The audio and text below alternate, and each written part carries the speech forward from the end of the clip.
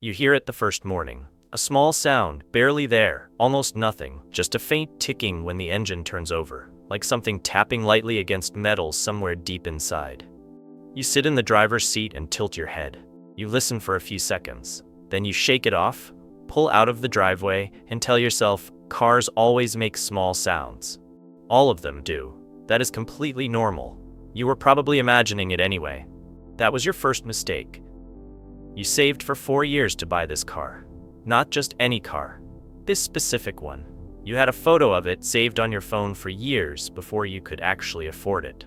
Silver exterior, leather interior, sunroof, every option you ever wanted. You passed on holidays, you turned down nights out, you watched friends spend freely while you quietly transferred money into a savings account every single month without missing a payment. Your coworkers used to ask why you never came to Friday drinks anymore. You never explained. You just smiled and said you were busy.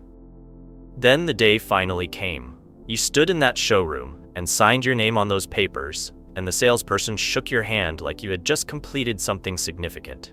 Because you had. You drove it home and sat in the parking lot outside your apartment for 20 minutes, just looking at it. That first week, you washed it every 2 days. You parked far from other cars. You even bought special microfiber cloths. People noticed. Of course they noticed. Your neighbor asked about it 3 times in 1 week. Your friends started requesting rides like you were running a private car service. You felt, maybe for the first time in a long time, like you had actually arrived somewhere. Then people started making comments. Nothing direct at first, more like hints. A mechanic friend of yours raised his eyebrows slightly when you told him what model you had bought. He said nothing bad exactly, just that you should stay on top of the maintenance schedule. Your uncle was slightly more obvious. He said that particular brand does not forgive neglect. He said once problems start with that kind of car, they tend to multiply quickly. You dismissed it. People who have not achieved something always have reasons why it cannot be maintained. You had worked too hard and waited too long to let that kind of talk reduce your joy. Then the warning light appeared. It was quick, just a brief flash on the dashboard, gone in under a second. You almost convinced yourself it had not happened. The car still drove fine. The sound was still there in the morning, slightly more noticeable than before, but nothing dramatic. You did not book a mechanic.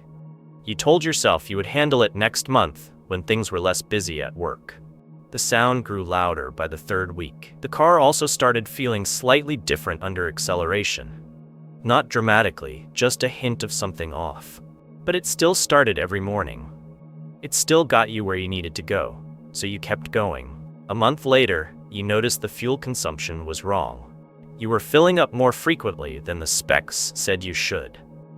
You checked online forums late one night and found threads from other owners describing similar patterns. The comments were not reassuring.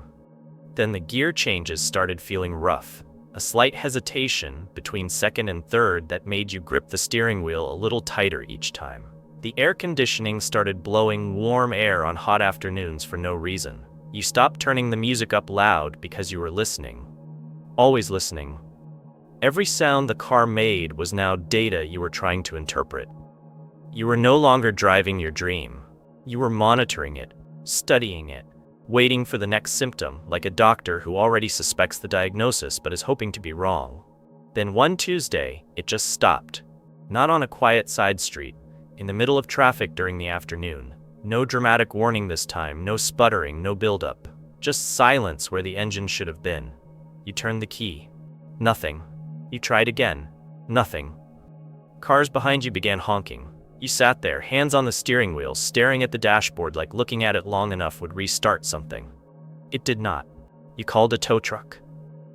The mechanic walked around it slowly, plugged something into the diagnostic port, stared at his screen for a while, then looked up at you. He did not seem surprised. He just exhaled through his nose slowly and said it was going to cost you. And he was right. The first repair bill was painful but manageable. The second came 3 weeks later. The third arrived before you had fully recovered from the second.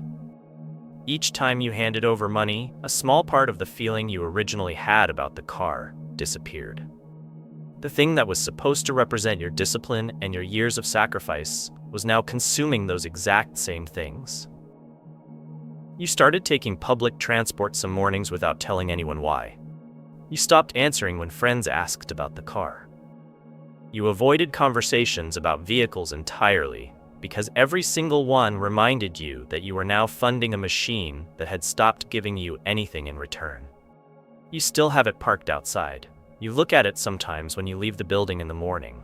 The same silver exterior, the same profile you spent years admiring in a saved photo on your phone. It is exactly what you bought. Nothing about it has changed from the outside, but everything about how you feel standing next to it has changed completely. The pride is gone. The excitement is gone.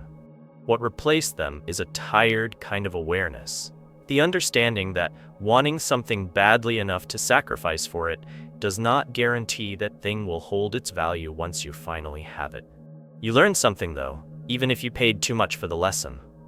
Problems announce themselves quietly before they announce themselves loudly. The first sign is never the crisis. It is always something small, something you can reasonably explain away, something that lets you choose ignorance if you want to. You chose ignorance. Most people do. The sound was always there. The warning was always there. The decision to ignore it was always yours. Your dream taught you that. The hard way, the expensive way, but it taught you.